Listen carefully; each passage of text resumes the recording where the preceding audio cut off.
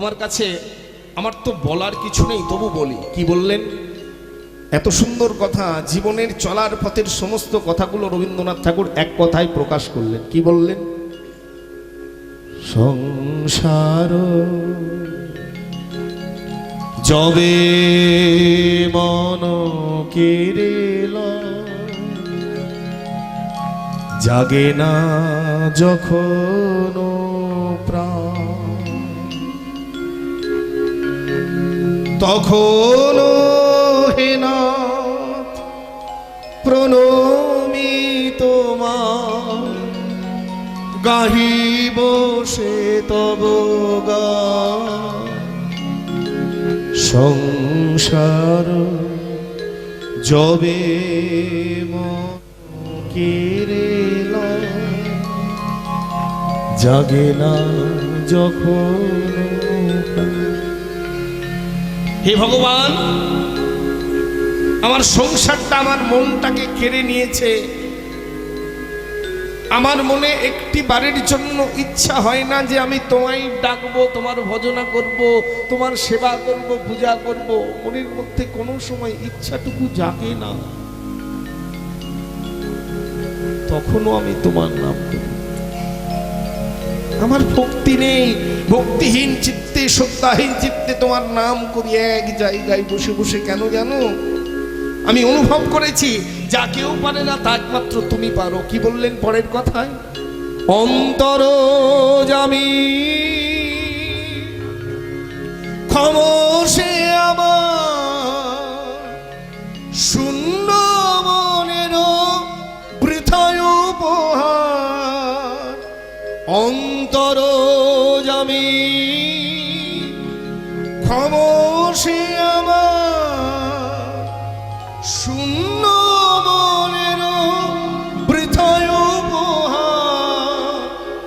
পুষ্পবিহীন পূজায় জন, ভক্তিবিহীনতা। সংসার যবে মন কেড়েল, জাগে না যখন প্রাণ। কি কথাগুলো বললেন? বললেন অন্তরজামি ক্ষমসে আমার, শূন্য মনের বৃথা উপহার। সত্যি কথাই বড় বাস্তব কথা। ভগবানকে যে পূজা দিতে যায়, সত্যি সত্যি কি ভগবানকে পূজা দেওয়ার মনোবৃত্তি থাকে আমাদের? ভগবানকে পূজা দেওয়ার আগে ভগবানের সামনে দাঁড়িয়ে থাকা পুরোহিত মশাইকে কত কথা বলে, বৃথা উপহার দিতে যায় ভগবানকে। চিন্তা করে দেখুন, আমি কথাগুলো বললে সবাই একমত হবে। যখন ভগবানের মন্দিরে গেলাম আপনাদের এই দক্ষিণ 24 পরগনায়, 2000 সাল থেকে গান করে বেড়াচ্ছি এদিক ওদিক। তো আজকে এতদিন গান করে আমি বহু হরিবাসরে দেখেছি কোথাও 1000, 1500, কোথাও 2000, কোথাও 3000 মালসা সাজানো, প্রচুর মালসা সাজানো হয়েছে ভোগ হবে। এই ভগবানের এত ভোগের আয়োজন হয়েছে, এই যেখানে 2-3000 মালসা সাজানো আছে সেখানে প্রত্যেকটা মালসার গায়ে বিভিন্ন জনের নাম লেখা দেখেছি। আমি কর্তৃপক্ষকে জিজ্ঞাসা করলাম, হ্যাঁ দাদা, এই মালসার গায়ে সব এত নাম লেখা কেন? বলে যে যা মালসাটা দিয়েছে দাদা তার নাম লেখা আছে। আমি বললাম, হ্যাঁ দাদা, এই 3000 মালসার মধ্যে 3000 লোকের নাম তো হয়ে গেল, তাহলে আমার ভগবানের জন্য মালসা কোনটা রইল বলুন দাদা? সবই তো নামে নামে হয়ে গেছে,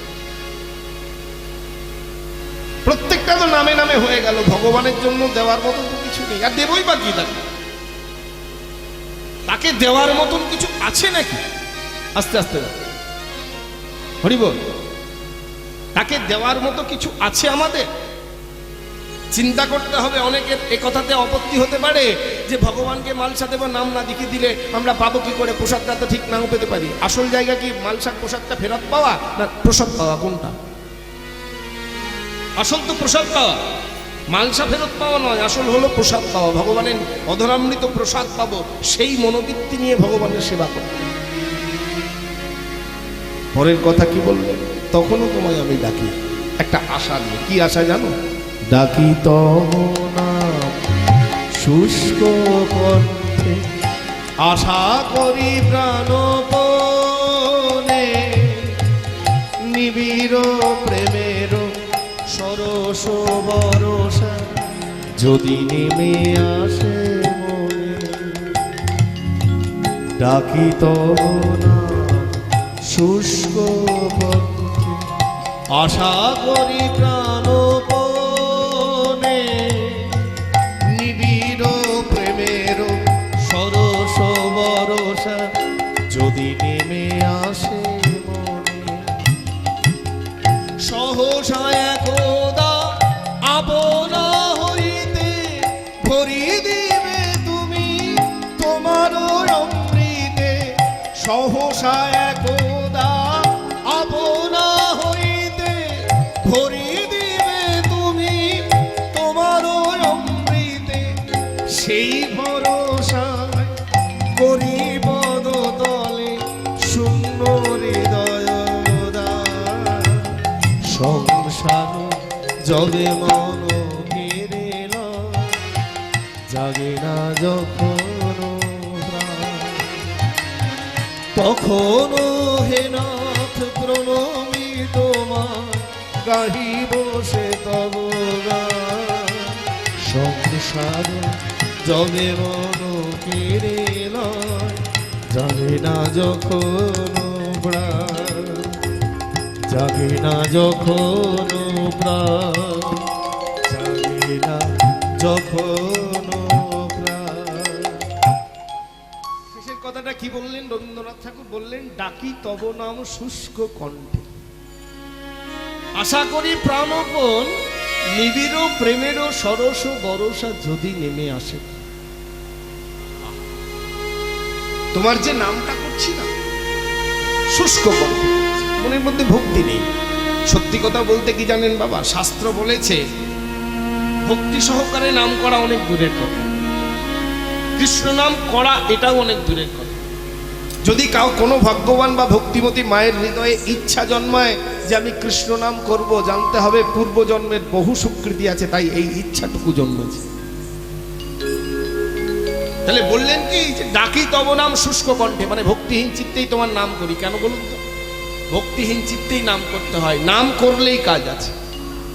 তাতে আপনি শ্রদ্ধা করে বলুন আর হেলা করে বলুন, যেভাবেই বলুন, বলা মাত্রই কাজ আছে। প্রমাণ চাই, প্রমাণ আমি দিতে পারি। বলবো একটু, প্রমাণটা একটু ভেঙে বলবো, একটুখানি বলি, সবাই মিলে আস্বাদন করুন।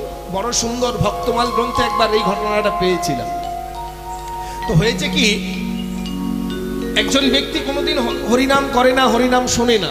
একদিন সে বন্ধুদের পাল্লায় পড়ে হরিবাসরে এসেছে। এখন হরিবাসরে আসার পরে কিছু সবাই যখন এই কীর্তনিয়া হরিবোল বলছে, বন্ধুরাও হরিবোল বলছে, সেই ব্যক্তি কিন্তু হরিবোল বলতে পারে না। এখন বন্ধুদের পাশে বসেছে, বন্ধুরা বলছে এই বল না বল না, এই বারবার খোঁচা মেরেছে, এই ঠেলা মারাতে এই ঠেলাই করে বন্ধুদের পাল্লায় পড়ে একবার হরিবোল বলে দিয়েছে। এই হরিবোল বলে দিয়েছে বাবা, এই কিছুদিন পরেই হলো কি জানেন, সেই লোকটা হরিবোল হয়ে গেল, মানে মরে গেছে। যেই মরে গেছে, এবার যমরাজ যে দূতরা এসে যে যমদূত নিয়ে গেছে যে এবার করেছে কি জানেন, চিত্রগুপ্তকে যমরাজ বলেছে চিত্রগুপ্ত খাতা খোলো, ওর কোথায় কি বিচার করতে হবে একটু দেখি। চিত্রগুপ্ত খাতা খুলেছে, এখন খাতা খুলে পাতা উল্টে উল্টে বলে কুকর্ম করেছে, কুজিনিস খেয়েছে, কু কথাবার্তা বলেছে, কু কার্য করেছে, কু সঙ্গ করেছে। যমরাজ বলে কি হলো, থেমে গেলে? বলে মরার আগে একবার ঠেলায় পড়ে হরিনাম করেছে। এই যমরাজের মাথায় হাত পড়ে গেছে, বলে এতদিন বিচার করছি এত কিছু, কিন্তু এই ঠেলায় পড়ে হরিনামের বিচার তো আমি কোনোদিন করি না। ও চিত্রগুপ্ত, কি হবে গো বিচার? বলে যমরাজ, আমাদের অত মাথা ঘামিয়ে লাভ নেই, আমি একজনকে জানি যে সব সময় বিনা যন্ত্রে ভগবানের নাম করছে। কে বলুন তো? নারদ। বলে চলুন ওর কাছে নিয়ে গেলে ও একটা ব্যবস্থা করতে পারে। এখন নারদের কাছে যেই মাত্র নিয়ে গেছে, নারদ মুনি বলছে আমি সারাক্ষণ ভগবানের নাম করি, ভগবানের নামের মহিমাকে জানবো বলে, আর তোমরা এসেছো আমার কাছে ওই ঠেলায় পড়ে হরিনামের বিচার চাইতে, এ আমার দ্বারা হবে না। বলে তাহলে দেব ঋষি একটা ব্যবস্থা কিছু তো করতে হবে। বলে ব্যবস্থা? আমার একজন শিষ্য আছে যে অনেক ছোটবেলা থেকে হরিনাম করেছে, তার কাছে নিয়ে গেলে সে একটা ব্যবস্থা করতেও পারে। সে কে? মানে সে হলো ধ্রুব। ওই ধ্রুবর কাছে নিয়ে গেছে। এই ধ্রুব বলছে, শোনো শোনো, এই বনের হিংস্র পশু পাখি, এই বাঘ সিংহ এদের গলা জড়িয়ে ধরে হরিনাম করলে কি হয় আমি বলতে পারবো, কিন্তু ঠেলাই করে হরিনাম তাহলে কি হবে ব্যবস্থা? বলে আমার একটা বন্ধু আছে, সে আবার রাক্ষস কুলে জন্মে হরিনাম করেছে। কে বলুন তো? প্রহ্লাদ। বলে চলো ওর কাছে নিয়ে গেলে ও একটা বিচার করতে পারে। এই প্রহ্লাদের কাছে যেই নিয়ে যাওয়া হয়েছে, প্রহ্লাদ বলে শোনো শোনো, এই বুকে পাথর বেঁধে দিয়ে সমুদ্রের জলে ফেলে দিলে তখন হরিনাম করলে কি হয় আমি জানি। গরম তেলের মধ্যে বসে বসে হরিনাম করলে কি হয় আমি জানি। ওই খ্যাপা হাতির পায়ের তলায় শুয়ে শুয়ে হরিনাম করলে কি হয় আমি জানি, কিন্তু ঠেলাই পড়ে হরিনাম তাহলে কি হবে? বলে হবে মানে একটা কাজ করো, আমি একজনকে চিনি যার আবার 4টে মুখ আছে, সেই 4 মুখে সবসময় হরিনাম করছে। তিনি কে? না চতুর্মুখ ব্রহ্মা। এই ব্রহ্মার কাছে সবাই মিলে উপস্থিত। ব্রহ্মা বলছেন কি যে এক মুখে হরিনাম করে খিদে মেটেনি, তাই 4 মুখে হরিনাম করে, আর আমি করব ঠেলাই করে হরিনামে, আমার দ্বারা হবে। তাহলে কি ব্যবস্থা হবে? বলে আমার থেকেও একজনের একটা মাথা বেশি আছে তো। কে বলুন তো? শিব। এই পঞ্চাননের কাছে নিয়ে চলো। এই শিবের কাছে যেই নিয়ে গেছে, শিব সমস্ত কথাবার্তা শুনে বলে কি, এই যে তোমরা আমাকে দেখে বুঝতে পারছো না আমার গায়ের অবস্থাটা কি, দেখো তাই দেখো, কি মেখেছি বলো তো? এগুলো ছাই মেখেছি। গলায় পড়ে আছে কি বলো তো? রুদ্রাক্ষের মালা, ওই গাছের ফল। বসন বলতে কি আছে বলো তো? একটা বাঘ ছাল। আমি জামা কাপড়ও পরি না, এই শ্মশানে বাস করি। আমার চেলা চামুন্ডা হলো ভূত পেট, ওই নন্দী ভৃঙ্গি, এরা হলো আমার চেলা চামুন্ডা। আর তুমি এসেছ আমার কাছে ঠেলাই করে হরিনামের বিচার চাইতে। এ বিচার আমি করতে পারবো না। এখন সবাই মিলে একটা গোল টেবিল বৈঠক করলো। বিচারটা একটা হতে হবে বাবা, যখন কাজ হয়েছে তার একটা ফল দিতেই হবে, কার্যর ফল চাই। এখন বিচার কি হবে? সবাই মিলে এখন গোল টেবিল বৈঠক করে সিদ্ধান্ত হলো, আমরা যখন বিচার করতে পারলাম না, এক কাজ করো, যার নাম তার কাছে নিয়ে চলো, সেই বিচার করবে, সব থেকে ভালো কথা। বলে হ্যাঁ, এটা কিন্তু ভালো কথা বলেছো। এখন সবাই মিলে করলো কি, বৈকুণ্ঠে চলে গেল। এই বৈকুণ্ঠে গিয়ে ভগবানের নাম করতে লাগলো, ভগবানকে নাম করে নাম শোনাচ্ছে।